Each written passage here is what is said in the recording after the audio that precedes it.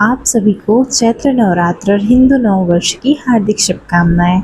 आज मैं इतनी खुश इसलिए हूँ क्योंकि हमारे हॉस्पिटल की तरफ से ज्योति कलश स्थापित किया गया है, जिसको जिसको प्रज्वलित करने का सौभाग्य मुझे प्राप्त हुआ है। मैं मंदिर गेट के एंट्रेंस पे पहुंच गई थी और मंदिर की भीड़ की रौनक तो आप देख ही सकते हो। आज भीड़ थोड़ा कम था क्योंकि आज नवरात्र का पहला दिन है इसलिए, और गाड़ी पार्किंग की व्यवस्था मंदिर के सामने ही रखा गया है, तो आप अपनी गाड़ी यहाँ पार्क कर सकते हो। फिर मैं चली गई थी गर्भगृह में माता रानी के दर्शन के लिए। आज भीड़ कम होने के कारण मुझे दर्शन जल्दी हो गए थे माता रानी के। माता रानी कितनी सुंदर लग रही है ना। सबसे पहले मैंने माता रानी के दर्शन किए, और ये जो छोटी माता रानी है वो पाताल लोक से प्रकट हुई है, इसीलिए इन्हें पाताल भैरवी माता कहा जाता है और बड़ी मूर्ति को इनकी जगह पे विराजमान किया गया है। मैंने माता रानी के दर्शन करने के बाद चली गई थी अपने ज्योति कलश को ढूंढने। सारे भक्तगण अपना अपना कलश प्रज्वलित करने आए हुए थे।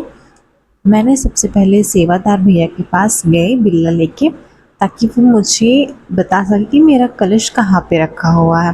भैया ने मुझे सामने वाली बिल्डिंग पे बताया, तो मैं वहाँ चली गई थी। पर यहाँ आने के बाद पता चला कि यहाँ भी मेरे बिल्ला का कलश नहीं है।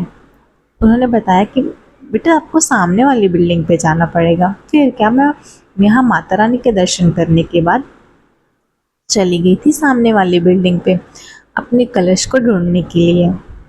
फिर यहाँ आने के बाद सबसे पहले मैंने सेवादार भैया को ढूंढा, क्योंकि उनको पता होता है कौन से नंबर का कलश कहाँ पे रखा हुआ है। फिर उन्होंने मुझे बताया कि आपका कलश उधर रखा हुआ है, तो मैं चली गई थी कलश को प्रज्वलित करने।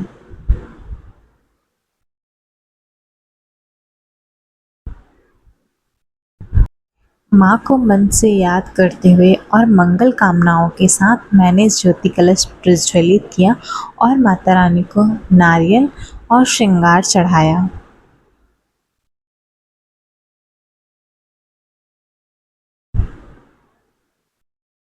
ज्योति कलश के दर्शन करने के बाद मैं निकल गई थी घर के लिए, क्योंकि मुझे घर जाके कुछ फलाहार भी बनाना था, क्योंकि मेरा आज दिन भर से उपवास था।